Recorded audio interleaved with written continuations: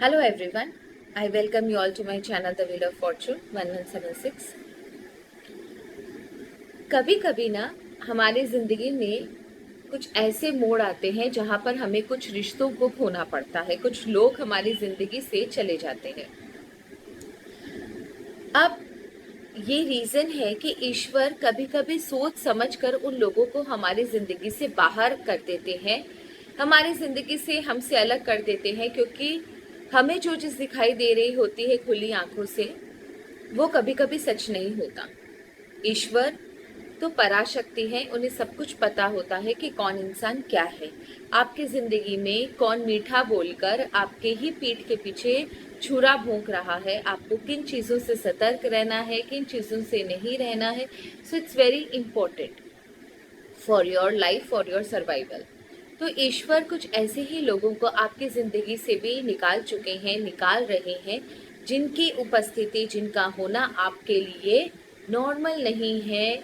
आपकी ज़िंदगी के लिए वो खतरा है, आपकी ज़िंदगी में वो एक नासूर की तरह है, एक आस्तीन के सांप की तरह है। सो लेट्स चेक कि ईश्वर आपको कैसे प्रोटेक्ट कर रहे हैं और आपकी ज़िंदगी से इन लोगों को क्यों निकाला गया, कौन है ये लोग, क्या कर रहे थे, इनके इंटेंशंस क्या थे, साथ ही साथ ऐसा क्या हुआ कि इनको ज़िंदगी से निकाल दिया गया। ठीक है, कैसे निकाला गया, इन सब चीज़ों के आंसर्स आज हम इस रीडिंग में लेने वाले हैं। So let's start our reading को बिल्कुल स्किप ना कीजिए। सबसे पहले उन लोगों के बारे में जानते हैं कि जिन लोगों को आपकी ज़िंदगी से निकाला गया। क्यों निकाला गया,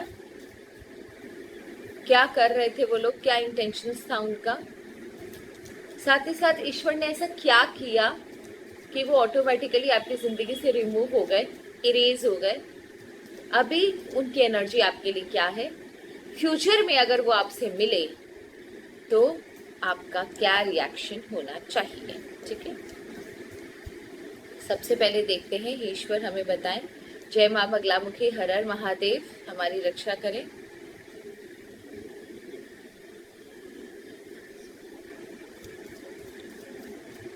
ईश्वर ने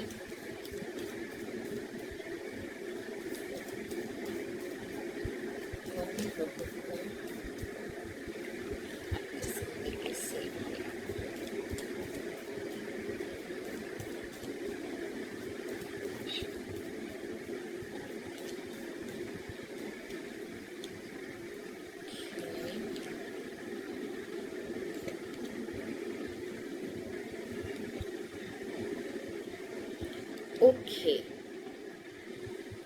सबसे पहले एक चीज़, जो चीज़ मुझे दिख रही है दैट इज़ वेरी डिस्टर्बिंग, जो है कि आपके लाइफ में ना कोई लोग ऐसे थे जो लोग आपकी लाइफ का बहुत सारा राज जानते थे, आपकी लाइफ में क्या है क्या नहीं है उनको हर एक चीज़ की खबर थी, और ये खबर वो जाकर किसी मेल पर्सन को इन्फॉर्म करते थे।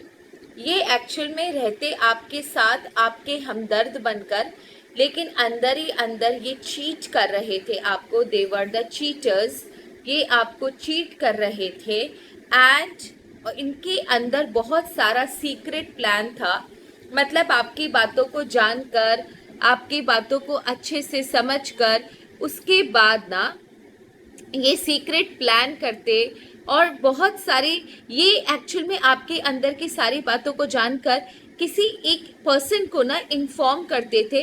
मे बी शायद this person is up to some kind of planning, कुछ प्लान करते ये लोग तीनों। एक्चुअल में ये तीनों आपके साथ चीट कर रहे थे, एंड इनके अंदर ना आपके खिलाफ बहुत सारी प्लानिंग, प्लॉटिंग थी, and they were quite secretive. आपको इनसे बात करके पता भी नहीं चलता होगा कि ये इंसान आपके खिलाफ इतना ज़्यादा सीक्रेट्स अपने अंदर रख कर रखे हैं। एंड ये वो लोग थे जिनकी वजह से आपका जो रिश्ता था आपके पार्टनर के साथ, आपकी फैमिली के साथ खराब हो रहा था। एंड मे बी कुछ लोगों की लाइफ में तो सेपरेशन भी हुआ है, कुछ लोगों के लाइफ में यहाँ पर मुझे सेपरेशन भी दिख रहा है। तो ये लोग वो लोग हैं जो आपकी लाइफ में ना प्रॉब्लम्स क्रिएट कर रहे थे। आपके सारी इंफॉर्मेशन को यूज़ करके आप किसके साथ बैठ रहे हो, उठ रहे हो, आपका आपके स्पाउस के साथ, आपके फैमिली के साथ रिलेशन कैसा है, उसके बाद प्लानिंग प्लॉटिंग कर कर आपके बारे में र्यूमर्स फैलाना, एलिगेशंस आपके ऊपर लगाना, ठीक है, इस तरीके की कारनामे ये कर रहे थे, जिसकी वजह से ना इनको ईश्वर ने बाहर का रास्ता दिखाया। ये वो लोग हैं जो आपकी लाइफ में इस तरीके की प्लानिंग प्लॉटिंग कर रहे थे, और ये बहुत ना अंदर के, जिसे बोलते हैं ना, कूटनीतिज्ञ काइंड ऑफ अ पर्सन है। ये बहुत सारी चीज़ें आपके पता कर कर सीक्रेटली प्लान करते रहे, और आपको कानों कान खबर भी नहीं हुई कि आपके पीठ के पीछे इतना सब कुछ चल रहा है। हंस बोलकर बातें करना, हंस बोलकर उठ बैठ करना, पता भी नहीं चला इनको कि आपकी लाइफ का कितना, आपको कि आपकी लाइफ का कितना सारा इंफॉर्मेशन इन्होंने यूज़ किया सिर्फ आपके रिलेशनशिप को, आपके स्पाउस के साथ या फिर आपकी फैमिली के साथ आपके रिलेशनशिप को बर्बाद करने पे। यहाँ कुछ लोगों का रिलेशनशिप टूटा भी है, कुछ लोगों का यहाँ पर सेपरेशन भी हुआ है, या फिर एक ऐसा मनमुटाव हो गया है जो वापस भरा नहीं जा सकता। ठीक है, अब मुझे ये देखना है कि इसके इंटेंशन, ये सब करने के पीछे इनके इंटेंशंस क्या थे।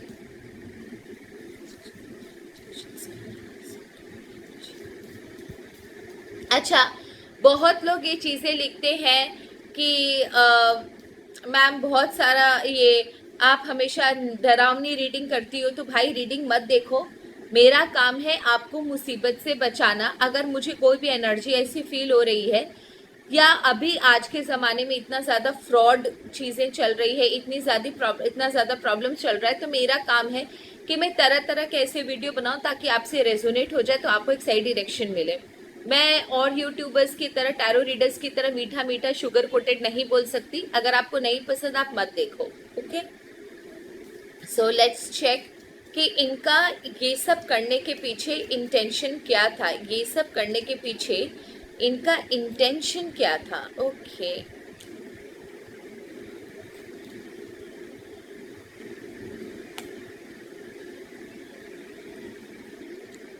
देखो मैं एक चीज बोलूं, यहाँ पर बहुत तरीके की एनर्जी आई है। पहला कि इनको किसी ने ना लालच दिया था, समथिंग, इनको किसी चीज का लालच था कि ऐसा कुछ करने से इनको कोई तो इंसेंटिव मिलेगा। मे बी शायद आपका पास में किसी के साथ झगड़ा रहा हो और वो ना इन लोगों को यूज कर रहा हो सिर्फ आपको बर्बाद करने के लिए, आप दोनों के बीच में झगड़े लगाने के लिए, आपके स्पाउस के बीच में या आपके और आपके फैमिली के बीच में। दूसरा ये कि आपका जो स्पाउस है या फिर आपका जो बोलते हैं ना, आपके घर में किसी इंसान के साथ ना कुछ इनका लेना देना है।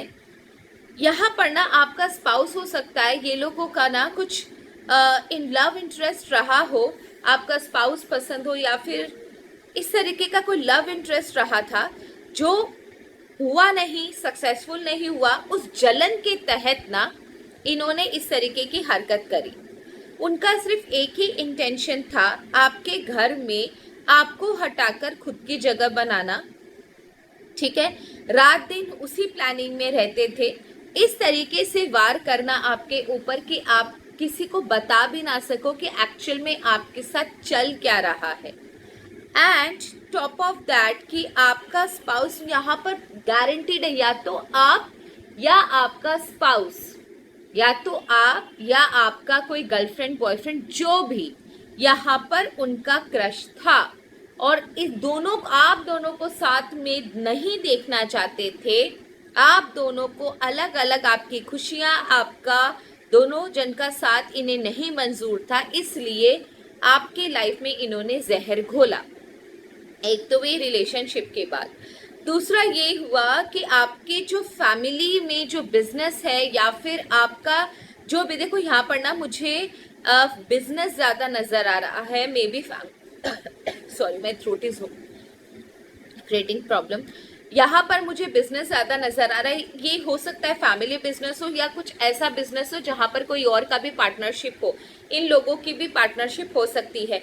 उस पार्टनरशिप को आपको इस बिजनेस से हटाने में या फिर फैमिली बिजनेस को अपने नाम करने के चक्कर में इन लोगों ने ना आपके लाइफ में बहुत सारी प्रॉब्लम्स क्रिएट करी, आपको डिस्ट्रैक्ट रखा, आपको घर के काम काजों में इन्वॉल्व रखा, आपको ऐसे कामों में इन्वॉल्व रखा कि जितना हो सके आप बिजनेस से दूर रहो और इनकी काम चलता रहे, इनका दिमाग चलता रहे, ये जो चाहते हैं उस चीज में ये सक्सेसफुल होते रहे।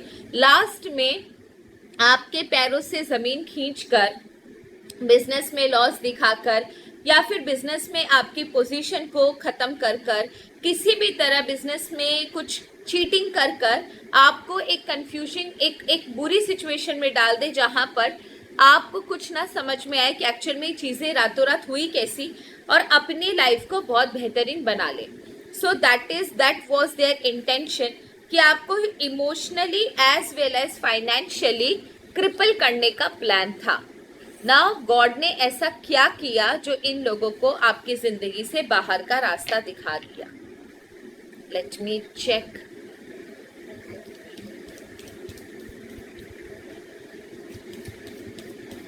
बाहर का रास्ता दिखा दिया गॉड ने, ऐसा क्या किया कि लाइफ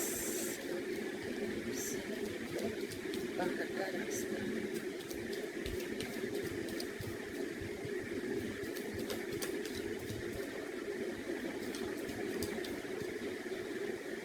Okay. Wow.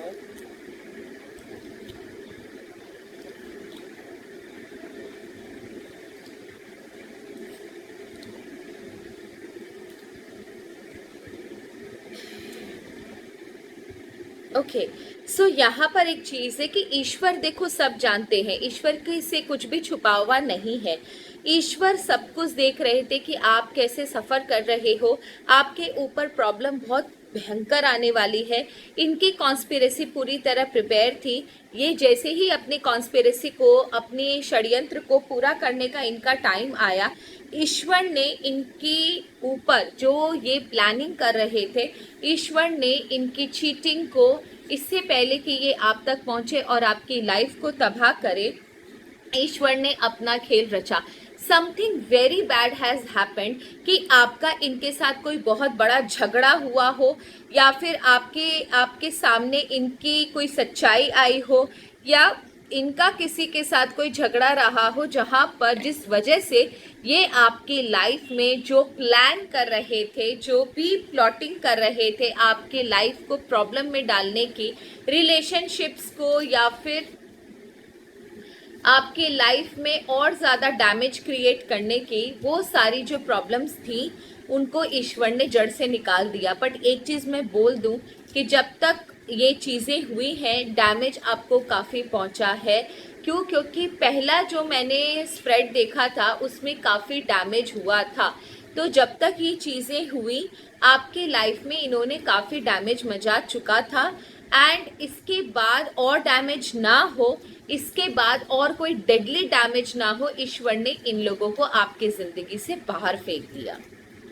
नाउ अब इनके इंटेंशंस क्या है आपके लिए? अब इनके इंटेंशंस क्या है आपके लिए? ये जो भी एनर्जी है, okay, they are financially under stress. Okay, बार बार ये सेलिब्रेशन शादी का कार्ड क्यों आ रहा है? I don't know why. मतलब या तो इनको यकीन था कि आप या आपका पार्टनर, जो भी इनका क्रश था, इनसे शादी करेगा, इनके साथ कोई अच्छा रिलेशनशिप रखेगा। ये रिलेशनशिप वालों के लिए है, ठीक है। यहाँ पर कोई तो शादी के प्लान देख रहा था, या तो आपसे या आपके स्पाउस से। एट प्रेजेंट उनकी एनर्जी बहुत खराब है। इनके लाइफ में जो भी प्लानिंग प्लॉटिंग इन्होंने आपके अगेंस्ट में की थी, सक्सेसफुल नहीं हुई।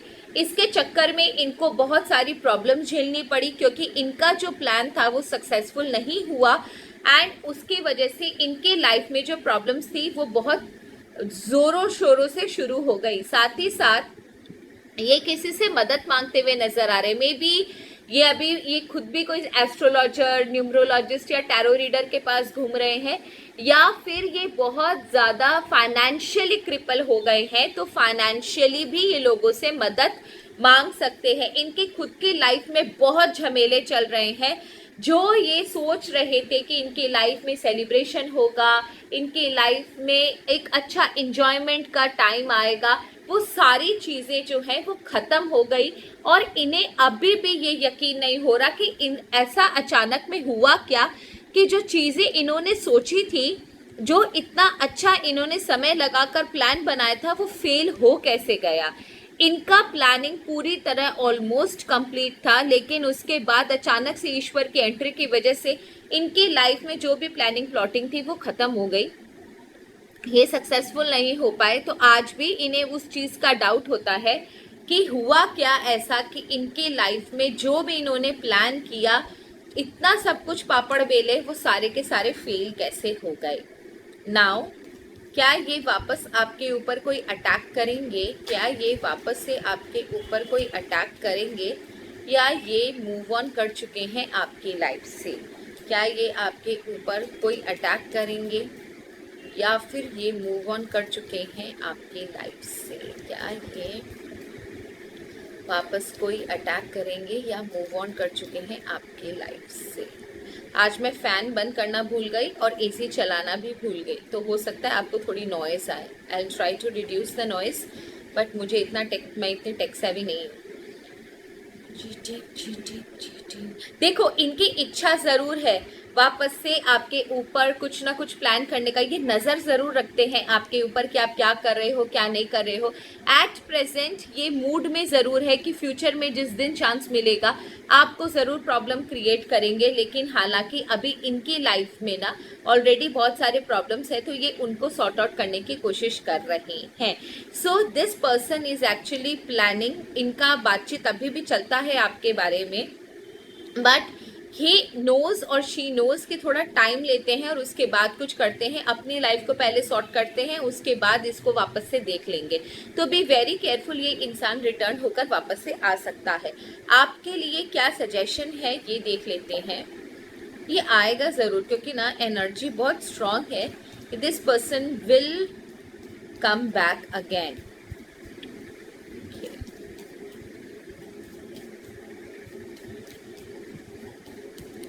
मेरे व्यूअर्स के लिए क्या सजेशन है गुरुदेव?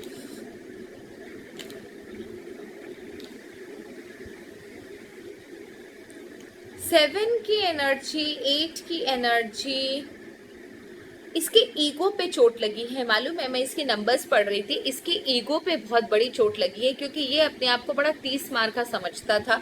इसे ऐसा लगता था कि इसने जो किया है उसमें सक्सेसफुल हो जाएगा, जो भी इसके प्लान्स हैं, भले आपका बिजनेस रिलेटेड हो या रिलेशनशिप रिलेटेड हो, इसे लगता था कि ये 100% उस प्लान में सक्सेसफुल हो जाएगा, बट हुआ नहीं ना। इसका जो ईगो को, जो इसके घमंड को जो चोट लगी है ना, इसके लिए ना ये बहुत ज़्यादा अंदर से, जिसे बोलते हैं ना, वुंडेड है। और ये अपने आप को बड़ा पायस एंड डिवाइन समझता है। इसे ऐसा लगता है ना, क्योंकि 3 की एनर्जी है, ये अपने आप को ना बहुत ज़्यादा डिवाइन पावर वाला, बहुत ज़्यादा सुलझा हुआ, बहुत ज़्यादा सही गलत को समझने वाला, अपने आप को बड़ा प्योर आत्मा समझता है। आई डोंट नो, ये लोग मिरर नहीं देखते क्या, लेकिन फिर भी ना आप इससे थोड़ा सा सतर्क रहना, क्योंकि ये ना एनर्जी बहुत स्ट्रांग है कि this person will come back. आपके लिए सजेशन ले लेते हैं। What is not here is the key. ठीक है, इसका मतलब ईश्वर आपसे कह रहे हैं कि जो चीज़ हटाई गई है, इसका मतलब वही रीज़न था आपके लाइफ में, रिलेशनशिप्स या आपके प्रॉब्लम में, आपके बिजनेस में प्रॉब्लम्स का। तो अगर ये इन लोगों को आपकी ज़िंदगी से हटाया गया है, एटलीस्ट इस रीडिंग के बाद आपको आंसर मिल गया होगा why this person has been removed from your life. Choose the safe harbour for now. आप अपनी ज़िंदगी को बहुत ज़्यादा सिक्योर करके रखो, ज़्यादा किसी से अपनी लाइफ के बारे में, अपनी फैमिली, अपने बिजनेस के बारे में बात नहीं करना है। वापस से अगर ये इंसान एंटर करे तो प्लीज़ इसको एंट्री मत दीजिएगा, बिकॉज आपके लिए बहुत ज़रूरी है। और कोई इसकी तरफ चढ़कर कोई एक्शन लीजिएगा आप मत, इसकी खोज खबर लेने की, ये क्या कर रहा है, क्या नहीं कर रहा है, आउट ऑफ क्यूरियोसिटी भी इंसान पूछ लेता है, मत कीजिएगा। आपके लिए सबसे ज़रूरी है किसी भी फाइट, किसी भी आर्ग्यूमेंट में ना पड़ के अपनी लाइफ को पहले सिक्योर करो, अपने घर को पहले सिक्योर करो, उसके बाद देखना क्या कर सकते हैं, क्या नहीं कर सकते हैं। Bring paths of understanding will open. ठीक है, देखो, हर समय ना आपको कोई रीडिंग नहीं मिलेगी या ईश्वर आपको बार बार नहीं बताते हैं। आपको अपनी समझदारी अब आ गई होगी, समझ में आ गया होगा कि रीडिंग किस किन लोगों के ऊपर थी, कौन था वो इंसान जो अभी आपकी लाइफ में नहीं है, जिसने प्रॉब्लम क्रिएट करने की कोशिश करी। आपका इससे झगड़ा भी हुआ होगा या आर्ग्यूमेंट भी हुआ होगा, या फिर इसकी एनर्जी आपको अभी तक समझ में आ गई होगी। तो ईश्वर आपको बोल रहे हैं कि understanding is the most important key for you to save your life. So please अपनी बुद्धि को, अपने अक्ल के घोड़ों को दौड़ाइए और एकदम इस इंसान से जितना हो सके दूर रहिए। साथ ही साथ समझने की कोशिश कीजिए कि क्यों कोई भी चीज कैसे और किस लिए हो रही है। ये आपके लिए आगे भी, फ्यूचर में भी आपके लिए बहुत हेल्प करेगा। सो ये थी आप लोगों की रीडिंग। आई होप आपको रीडिंग अच्छी लगी होगी। Thank you so very much. Her her Mahadev. God bless you all. And comment section में मुझे बताना कितना आपसे रेजोनेट हुआ। Thank you.